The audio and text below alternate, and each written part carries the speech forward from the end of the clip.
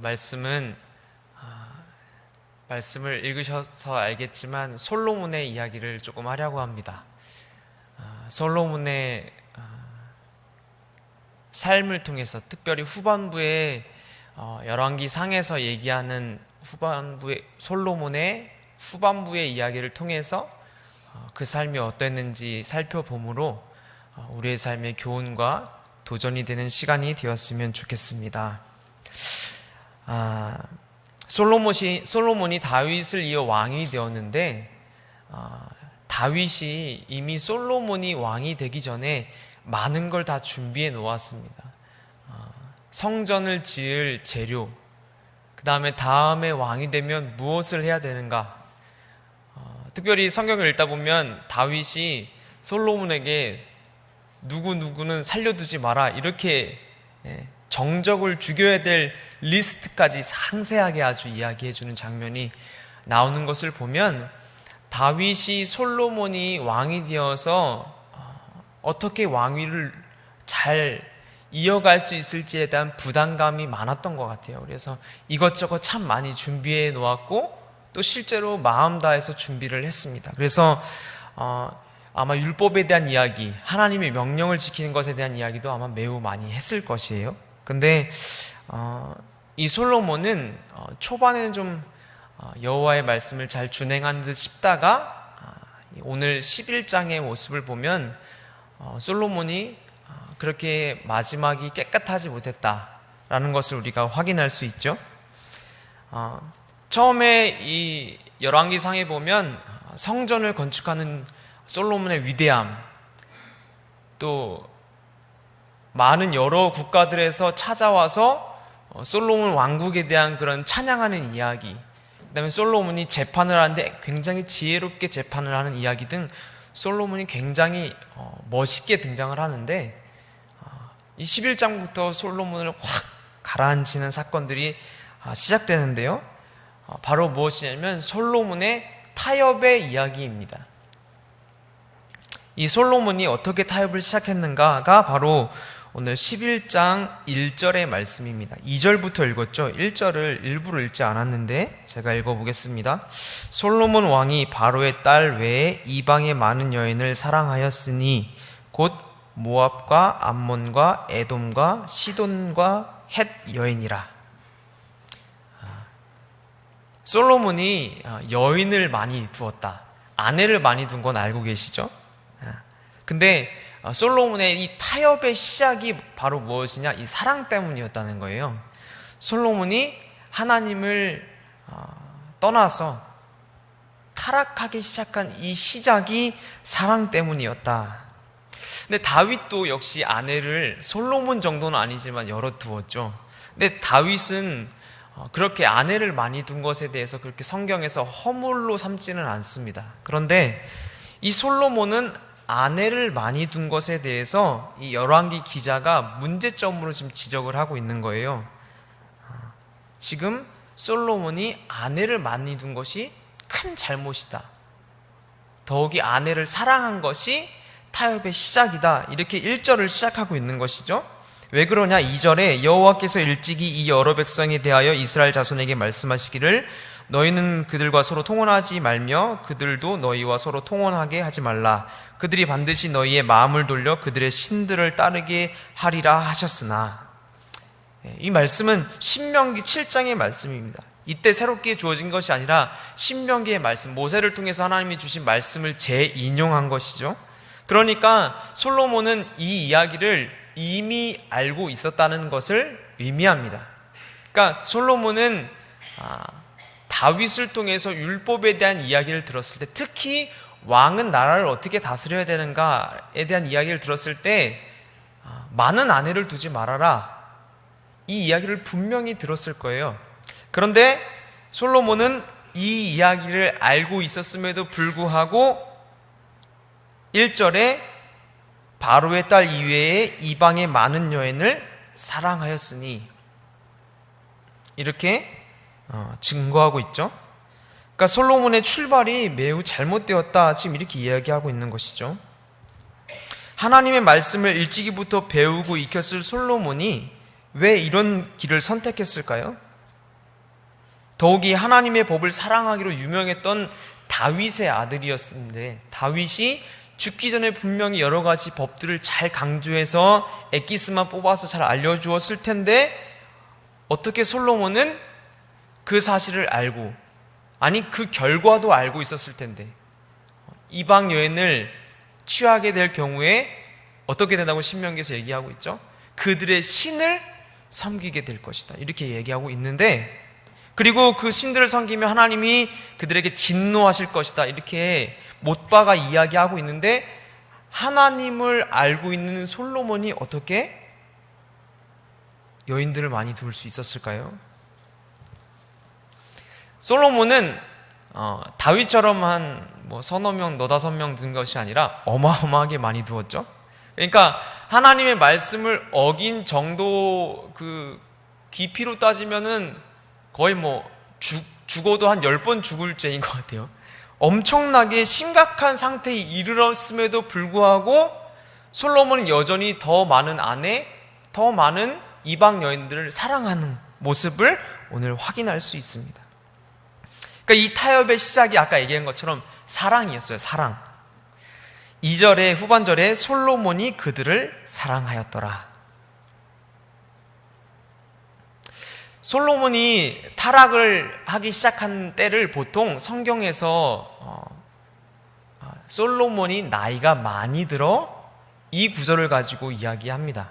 그러니까 솔로몬이 타락한 때가 나이가 아주 많이 들어서 아내들이 많아지고, 그 다음에 그 아내들이 설득하면서 그 설득에 넘어간 솔로몬을 잘 상상을 하는데, 오늘 1절부터 주의 깊게 보게 되면 솔로몬의 타락의 시작은 나이 많아서가 아니고요, 나이가 많았을 때가 아니고 이방 여인을 사랑한 그때부터 이미 시작된 것이다 라고 얘기하고 있는 거예요.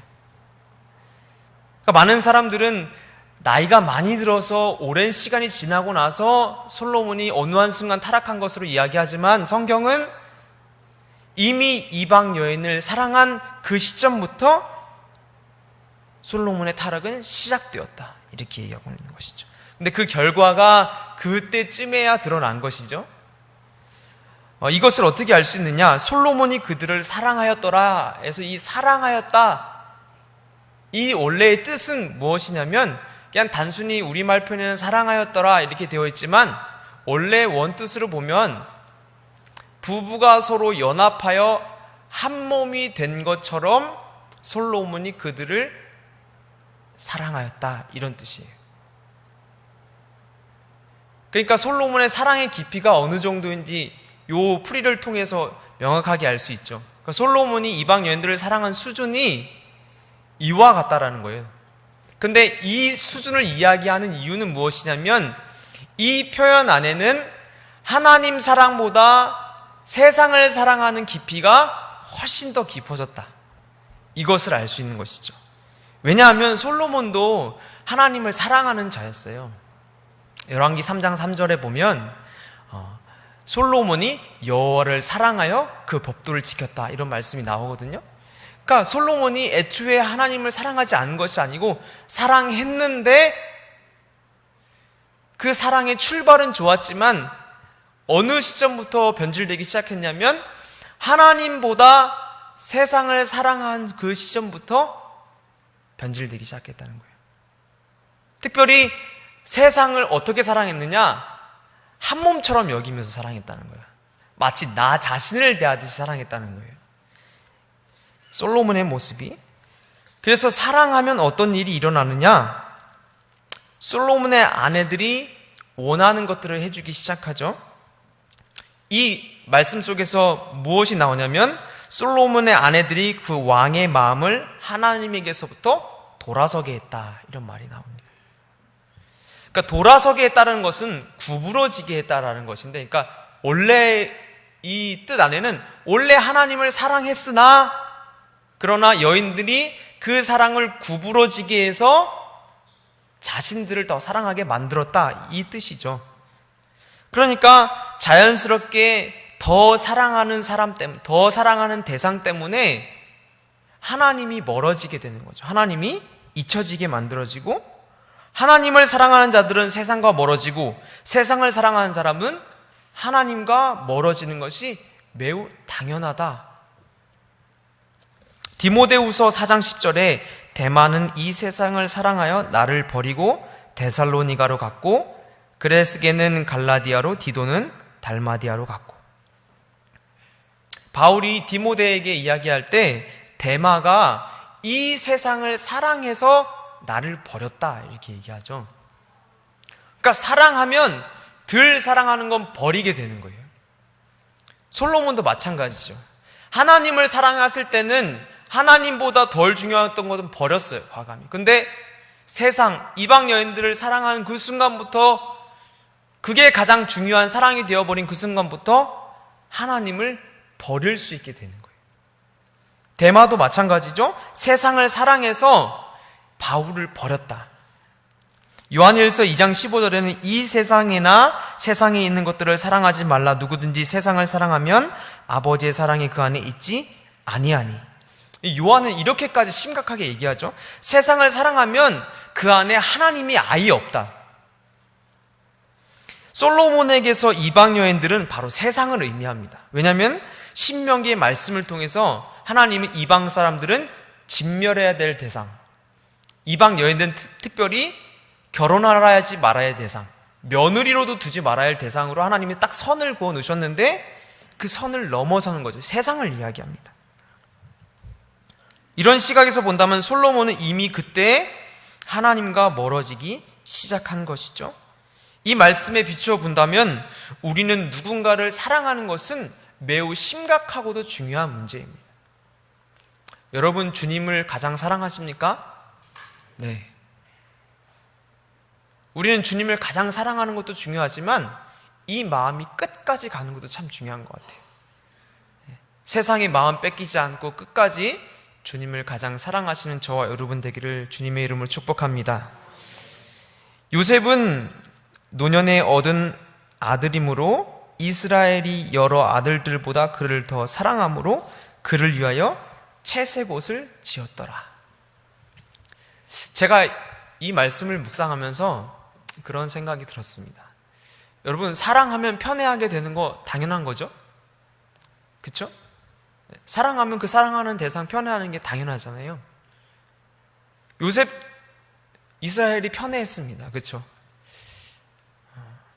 우리도 하나님을 좀 편애할 필요가 있겠다.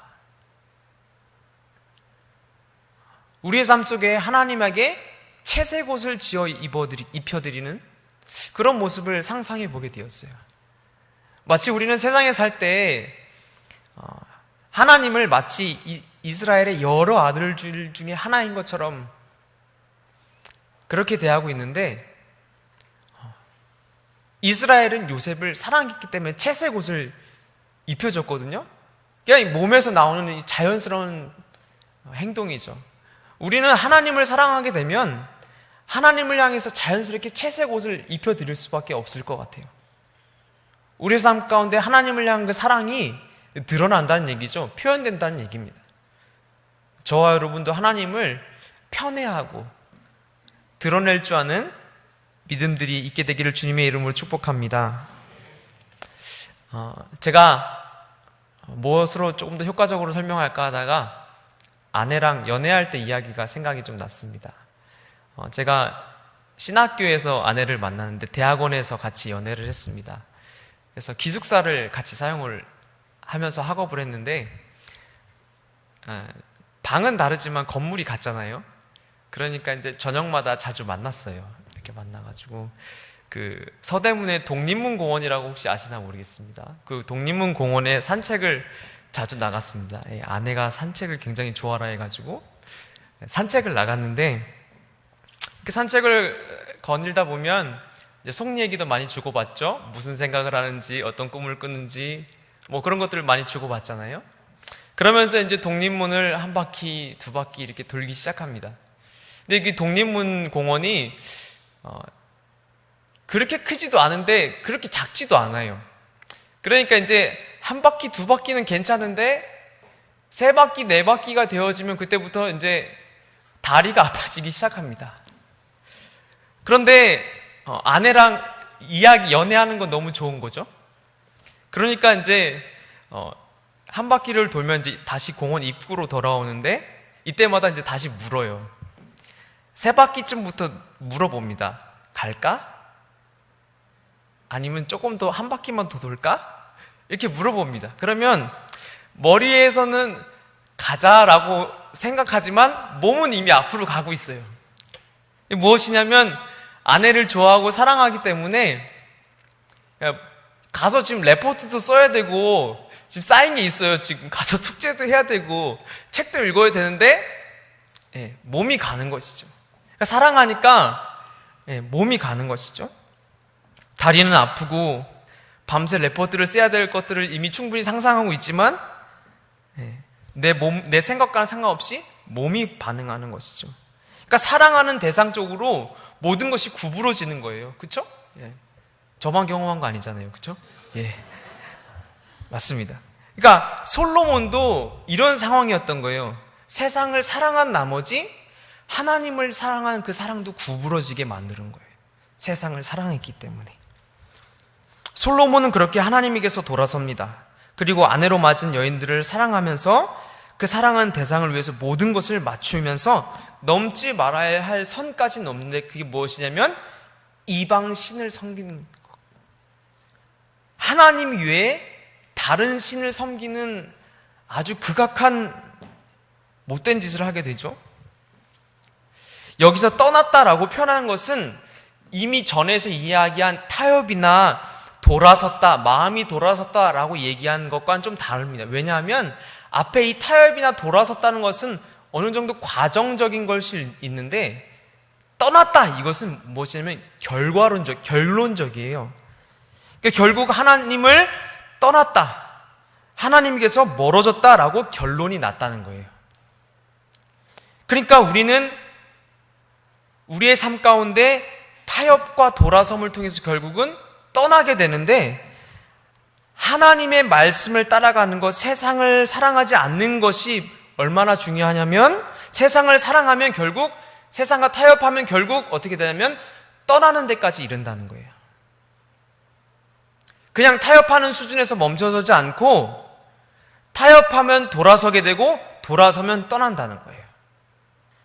그렇기 때문에 많은 성경 구절들이 하나님을 사랑하라, 그 말씀을 지키라, 그 계명을 지키라라고 했던 것은 하나님의 말씀에서 벗어나서 세상과 타협하는 순간 돌아서고 결국은 하나님을 떠나는 것이 과정이기 때문에, 결과론적으로 공식처럼 이어져 있는 것을 뻔히 알기 때문에 그렇게 이야기한 것입니다. 열왕기 기자는 솔로몬을 다윗과 비교해요. 솔로몬과 다윗을 비교하는데 4절에서 6절의 말씀입니다. 솔로몬의 나이가 많을 때에 그의 여인들이 그의 마음을 돌려 다른 신들을 따르게 하였으므로 왕의 마음이 그의 아버지 다윗의 마음과 같지 아니하여 그의 하나님 여호와 앞에 온전하지 못하였으니 이는 시돈 사람의 여신 아스타롯을 따르고 암몬 사람의 가증한 밀곰을 따름이라. 솔로몬이 여호와의 눈앞에서 악을 행하여 그의 아버지 다윗이 여호와를 온전히 따름같이 따르지 아니하고.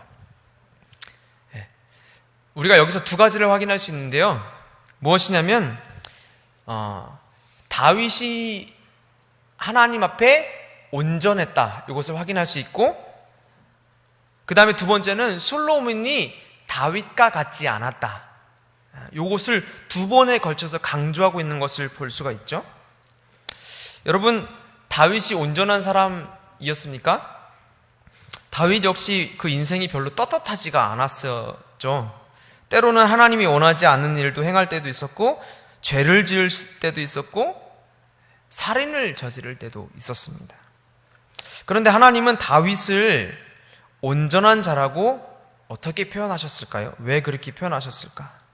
이 온전함의 의미 안에는 나누어지지 않음, 갈라지지 않음의 의미가 있습니다. 그러니까 완벽하다라는 의미보다는 마음이 나누어지지 않았다, 갈라지지 않았다라는 의미가 더 강한 거예요. 그러니까 다윗을 향해서 하나님이 온전했다라고 이야기하는 것은 그 마음이 하나님을 향한 마음에서 갈라진 것이 없었다. 오직 하나님을 향해서만 마음이, 그 중심이, 그 생각이 하나님을 향해서만 드려지고 있었다. 이것은 무엇을 의미하냐면 다윗이 잘못을 저지르지 않은 것이 아니라 잘못을 저지른 순간에도 그 잘못을 깨닫는 즉시 하나님께로 돌아올 수 있었던 이유는 뭐냐면 잘못해도 하나님을 제일 사랑했기 때문이에요. 내가 실수해도 내 사랑의 1순위는 하나님이었기 때문에 돌아온 거예요. 근데 솔로몬은 무엇이 문제였냐면 다윗과 똑같이 잘못을 저질렀는데 돌아오질 않았어요. 왜 안 돌아왔을까요? 하나님보다 더 사랑하는 것이 있었기 때문에. 그러니까 마음이 나뉘어져 있었기 때문에 그 나뉜 마음을 따라가게 된 거죠. 다윗은 인생의 오점이 참 많았습니다. 그렇지만 온전한 사람이라고 표현될 수 있었던 것은 오직 다윗 안에 있는 순전함 때문인 줄로 믿습니다. 저와 여러분도 허물이 있죠, 그렇죠? 그러나 주님 보실 때 온전하다고 하실 수 있는 것은 하나님을 향해서 마음이 나뉘지 않은 사람. 잘못할 수 있고 죄를 지을 수 있고 넘어질 수 있고 하죠. 근데 주님은 그것보다 더 중요하게 보시는 건 뭐냐면 그 마음이 나뉘어졌는가, 나뉘어지지 아니었는가, 그것을 보신다는 것이죠. 여호와를 사랑하는 것이 가장 중요한 것인데 그것을 버리지 않고 끝까지 지키는 저와 여러분 되기를 주님의 이름으로 축복합니다. 그러면 온전한 그리스도인이라는 것은 무엇일까? 좀 생각해 봐야 되겠죠. 저는 같지만 다른 세 가지 주제로 여러분과 나누고 싶습니다. 첫 번째는 하나님을 향한 마음이 나누어지지 않는 사람. 예수님을 향한 마음이 나누어지지 않는 사람이 온전한 사람. 그리스도께 온전하다는 것은 그리스도를 향한, 예수님을 향한 마음이 나누어지지 않는 사람을 이야기합니다. 다시 말하면 하나님께 집을 둔 사람이에요. 그러니까 다시 말하면 내 고향이 하나님인 사람, 돌아올 곳이 한 곳밖에 없는 사람. 그 사람은 밖에서 좀 방황하더라도 결국엔 돌아올 곳은 집이잖아요. 집이 하나님인 사람들은 나가서 조금 잘못해도 다시 돌아와요. 그러니까 집을 하나님 품에 고정한 사람이 되어야 될 줄로 믿습니다. 다윗이 여러 가지 수많은 고초를 겪고 나서 시편 18편 1절에 이렇게 얘기합니다. 나의 힘이 되신 여호와여, 내가 주를 사랑합니다. 그러니까 다윗은 잘못도 많이 하고 풍파도 많이 겪었지만 돌아올 집이 딱 하나밖에 없었던 거예요. 내 고향은 당신 품뿐입니다. 마음이 나누어지지 않는 사람. 두 번째는 하나님을 향한 우선순위를 다른 것에 빼앗기지 않는 사람을 이야기합니다. 하나님을 가장 사랑하기 때문에 마음을 빼앗기지 않는 것이죠. 여러분, 한 남자와 한 여자의 이야기를 좀 해보려고 합니다. 이것은 전적으로 예의이기 때문에 오해하시면 안 됩니다. 한 남자가 한 여자를 사랑해서 만났습니다. 아주 좋은 교제를 2년, 3년 하다가 그만 같은 그 직장에 있는 그 여사친이라고 하죠. 여자 사람 친구를 만났는데 그 친구와도 좀 사랑에 빠지게 됐어요. 그래서 결국은 양다리를 걸치고 연애를 하게 된 거죠.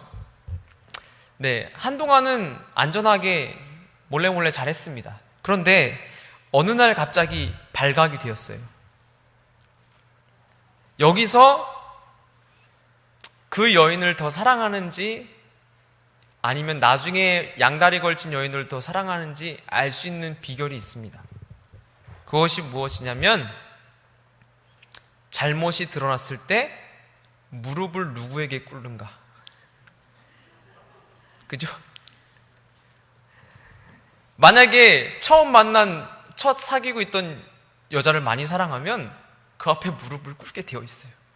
왜냐? 더 사랑하니까. 그렇잖아요? 근데 우리의 삶도 마찬가지예요.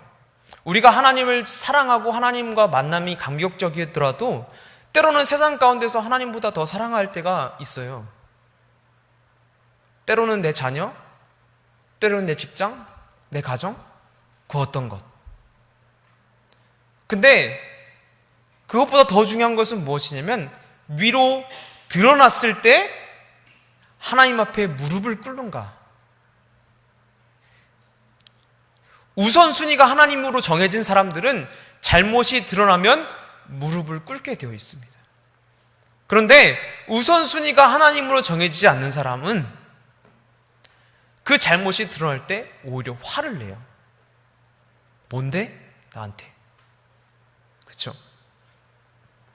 다윗은 늘 하나님 앞에 무릎을 꿇는 자였어요.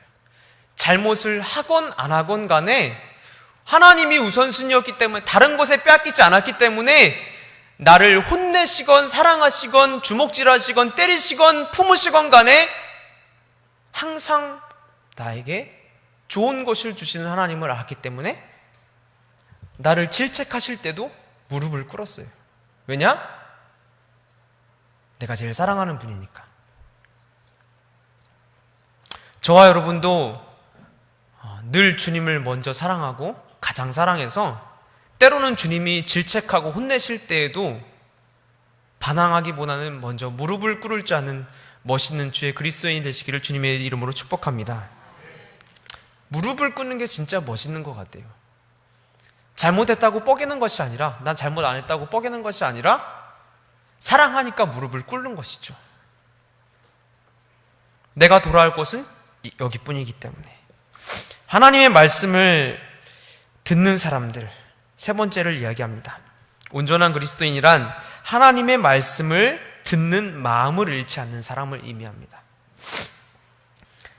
열왕기상 3장 9절에 누가 주의 이 많은 백성을 재판할 수 있사오리이까 듣는 마음을 종에게 주사 주의 백성을 재판하여 선악을 분별하게 하옵소서. 이거 누가 했던 말인가요? 솔로몬이 했던 말이죠. 솔로몬은 그 첫 번째 하나님이 너 가장 원하는 게 뭐야? 이렇게 물어봤을 때 나는 듣는 마음을 좀 주십시오 이렇게 얘기했어요. 근데 이것은 솔로몬의 개인적인 생각은 아니었던 것 같아요.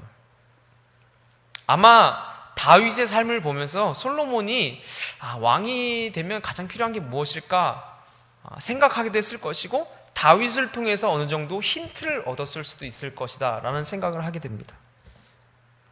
어쨌거나 솔로몬은 제1순위로 구했던 듣는 마음을 끝까지 유지하지 못했죠.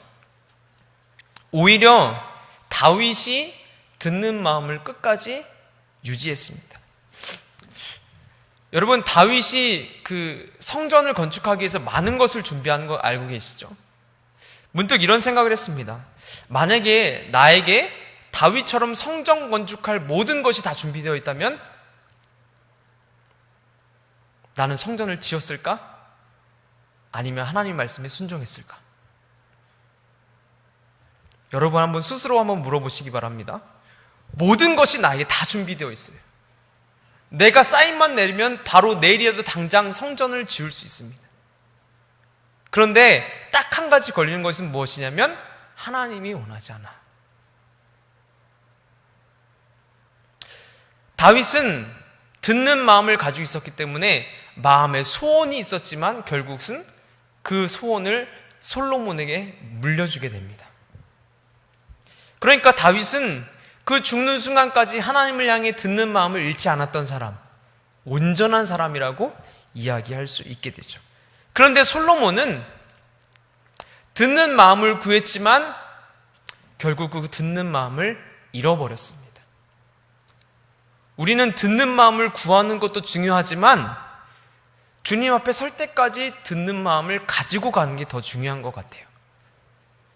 우리는 순간 하나님의 말씀을 듣고 이후에는 버리는 것이 아니라 다윗처럼 끝까지 들어야 돼요.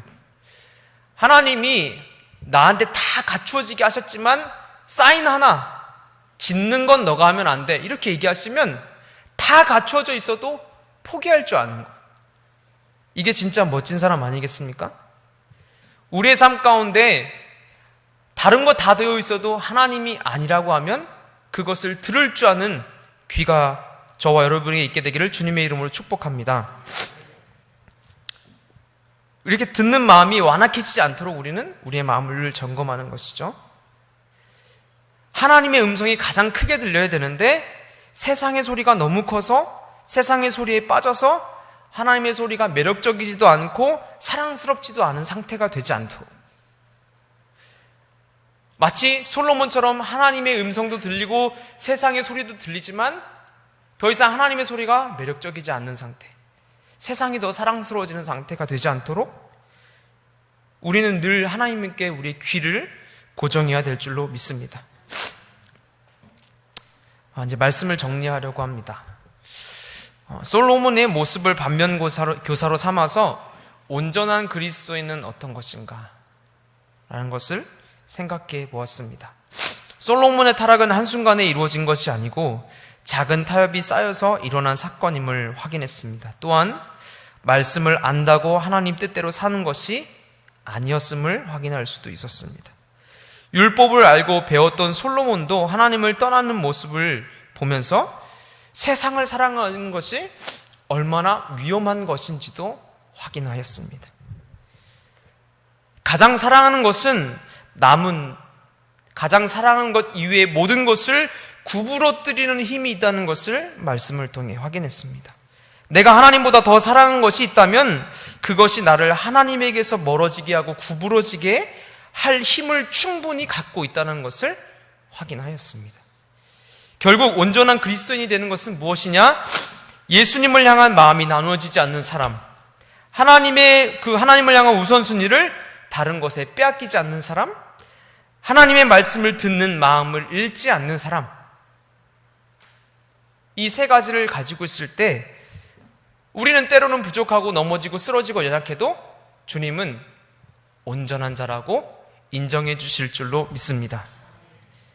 내가 다른 것보다 정말 하나님을 가장 사랑하고 있는지 확인하고 그 마음이 세상과 나누어지지 않도록 말씀 안에서 거하고 그 말씀을 들을 수 있는 중심을 잃지 않도록 간구하는 것. 저와 여러분의 삶 가운데 그 마무리에 솔로몬처럼이 아니라 다윗처럼 온전한 사람으로 주님 앞에 발견되는 저와 여러분 되기를 주님의 이름으로 축복합니다. 기도하겠습니다.